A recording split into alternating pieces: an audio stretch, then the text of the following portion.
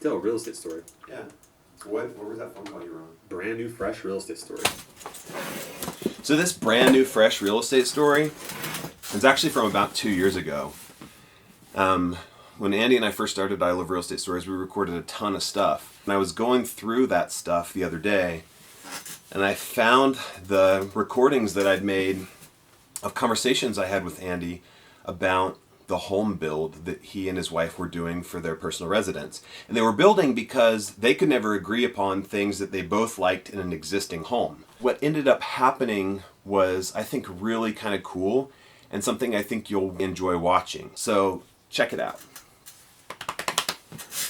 That was probably good, but we'll see. I'll do it one more.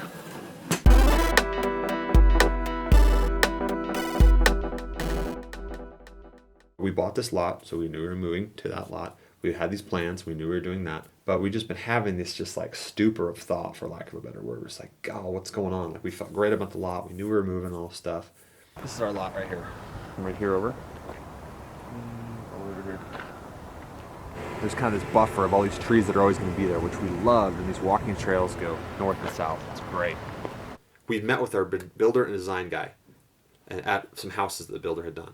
We were driving in the car and talking on our way home. It was going to cost us more money than our builder even thought. We're 10 months of stuff, so many decisions that it was just frustrating.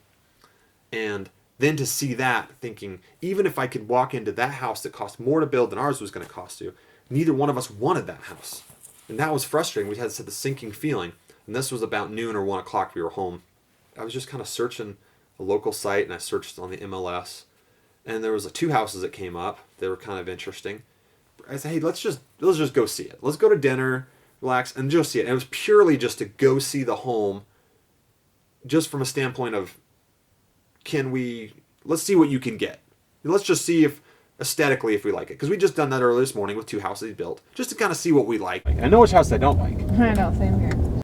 So she's okay. I mean, great, whatever. We're just going to see a house. I don't mind the house. It needs to have bigger columns, but I mean, we're still building a house. I mean, we had planned to have our next meeting. We'd already scheduled our next meeting with our builder and design guy. We went to look at this house. The outside of the house, I was like, wow, I actually really like that, which is rare for me because houses are a dime a dozen for me. And I've never in houses that I'm like, wow, that's a pretty cool looking house. So I'm like, yeah, that looks good. So we go in the house. I'm like, oh, there's an office. That's pretty cool. That's what I need. The master bedroom's on the main. The kids' bedroom's upstairs, and there's a playroom upstairs, which Bree's like, oh, I love that there's a playroom upstairs. That's pretty cool. The kitchen was nice and open and cool. I'm like, that's pretty cool. We go downstairs. There's a guest bedroom and bathroom, which is really cool, which is what we wanted. That was awesome. Great hangout area with like a little bar and like a pool table and stuff. There's a home gym, which we were like, oh, that's cool.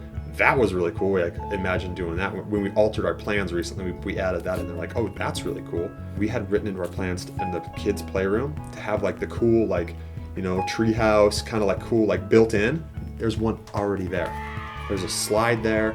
There's like this barn, this tree house. There's a big tree in there. Like, it's cool. So there's a playroom downstairs, a playroom upstairs, guest bedroom, guest bathroom, theater room, walkout basement, all fully finished. I was like, the whole yard's totally finished. That's cool. It's all full auto sprinkler. That's great. In-ground trampoline. That's really cool. We both never ever before have we been through and like, I really like that. We went all the cons. Those were gone with this house. We went to all the pros. They were all checked off. We got everything we wanted, and all the cons were gone, and all the pros were there, and we're gonna save a ton of money. And I was like, wow. I was on the phone with Jason Murphy, my agent.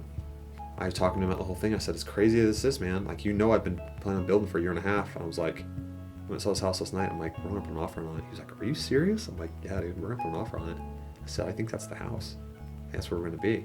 I recognize right now, because this is the first time ever in 8 years that Bree and I have agreed on a house, I'm emotional about it. So really, if those guys came back and kicked back at me and said, not a chance, that's what it is, and we got another offer that's coming in, I might just say, whatever. Felt like it was a pretty good offer. It was 8% beneath the listing price. So pretty strong offer, I thought. No financing contingency, large earnest money. I outright rejected it.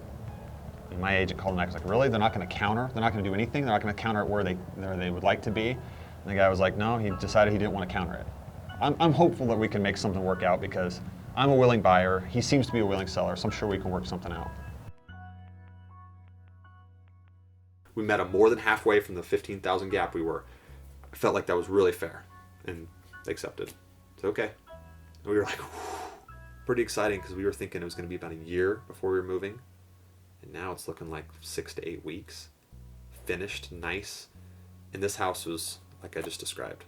It's every bit. It's more than we were going to get with that.